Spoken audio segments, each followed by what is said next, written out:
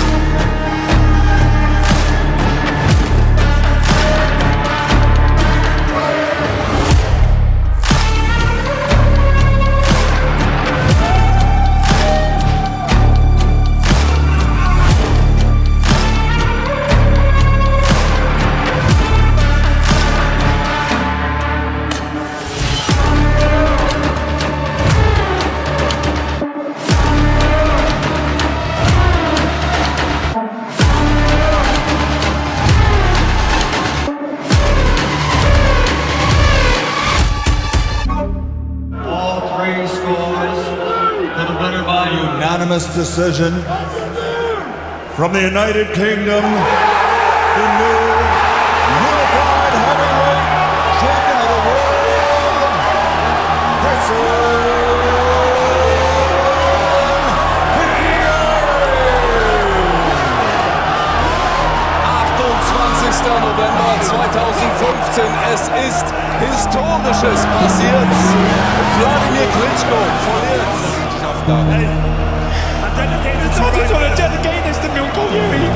And Tyson Fury is the new heavyweight champion of the world.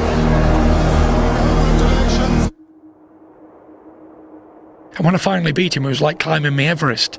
I didn't have anything more to prove. I thought to myself, is that it? What now? For 5 minutes I was happy. And I knew it was going to be disaster. 7 billion people in the world, and I was the man who became world heavyweight champion at that time. But it didn't mean anything. It didn't mean as much as these slippers on my feet today. Nothing. I was lost. I was almost like I didn't have anything more to do in my life. When we are in pursuit of something, there is a release of dopamine in our brain. That makes us feel motivated, and in general, it makes us feel good. But very shortly thereafter, there is a tilt of the pleasure-pain balance in the brain. Every high, there's got to be an even high, a lower low. I believe every achievement that I do in life, there's got to be an almost certainty lower low. And we don't experience this as physical pain. at least not at first. We experience it as craving for more of the thing that brought us pleasure. I tried golfing, I tried clay pigeon shooting, I tried 4x4ing, I tried going to strip clubs, bars, restaurants, everything. And I'm thinking, why am I feeling like this? I don't have no reason to feel like it. It was like a delayed reaction catching up. The loss of my Uncle Huey, the pain of burying my little one. I hadn't fully mourned either of those losses, but now they came rising to the surface, like the lava in a volcano, spilling out and sending me deeper and deeper into a mental place from which I felt I would never recover. Then the depression kicks in. Oftentimes, people with depression will feel very guilty about things they have done in the past, or they'll just generally feel badly about themselves. I looked in the mirror and I was embarrassed, ashamed. This is the undisputed heavyweight champion of the world. There you go. Does that look like a fighter's body? Clearly not. Do I give a fuck? No. Have a look. Fat man. That's who beat you. Shame on you, my friend. Shame on me. I looked at myself and I thought, you're a failure. I don't take boxing seriously, as you can tell. I don't care about boxing. Sometimes even delusional thinking. I used to sleep with a light on because I couldn't be in the dark alone. Oftentimes they can't get the energy to even get up and take a bath or a shower. They have no motivation to do it. Zero motivation to have a shave, zero to brush your teeth, even have a shower, nothing. So just because people are exhausted and lethargic and they don't enjoy things doesn't necessarily mean that there's an absence of anxiety. I had an anxiety attack and I thought I was having a heart attack. I thought I was dying. This is really the place that many people find themselves, and it's a pit that they just don't know how to climb out of. And it just went from bad to worse. Hi guys, as you already know, the revenge against Fury is cancelled due to whatever issue this time Fury has. You kind of went off the rails. And the only thing I could think of to make it better go away for a bit was getting drunk. My weight wasn't put on through being a normal person eating normally. My weight was put on through excessive drinking of lager. I put on 147 pounds. There's like 500 calories in 1 pint of beer. I read that was it 20 pints a day? Yeah. I've drunk 18, 19 pints. Followed by whiskey, vodka, everything else. Then I'd stop off on the way home and have pizzas, kebabs, chocolates. I'd never took a drug in my life ever. You had never done drugs before the Klitschko fight? No, nothing. What were the drugs of choice once you won the title? Cocaine was the usual one, and that was it really. Cocaine and alcohol. Alcohol and drugs. If you're suffering with mental health problems, it makes it go away for like 5 minutes. Yeah. But when you wake up the next day, Like it an crashes avalanche. down even more. If you put your body through torture, you can't expect to feel great. The alcohol and the drugs exacerbate any sort of bad state that you have because you're going to feel like shit. I was out all night partying with women of the night and not coming home, and sometimes didn't come home for 3 days. I'd go to the shop and end up in New York from Morecambe. What was you like at home with your wife at that time? Terrible, non-existent. I'd go out for days on end drinking.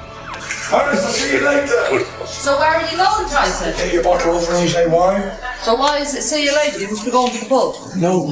Welcome to my crib. She'd be ringing me, I'd switch my phone off and they'd be thinking, right, he's killed himself now. He's gone. And they'd be phoning around everywhere. Every night, every day, I'll call you, you're mailing it, and you couldn't be on time. You would be stood like a dosser outside. Looking for me. Have you seen Tyson? I can't get hold of him for 2 days, and I think he's killed himself. Because I was always like, yeah, this is the day I'm going to kill myself. And He was in a bad way. And he was in a worse way than we thought he was because we didn't know what was going on. some families, it's untalkable. My family being one of them. If you asked him, he never got any sympathy from us. We'd say, you're a fool. You're seeking attention. You're a clown. Everybody gave up on me. My full family thought I was definitely going to die and I was going to kill myself. It's all right, it's all right, it's all right. I just wanted my son back. I didn't care about fame, boxing. With his head all over the place, I thought, can I face that? Am I strong enough to face it? And I didn't think I was. So, excuse me.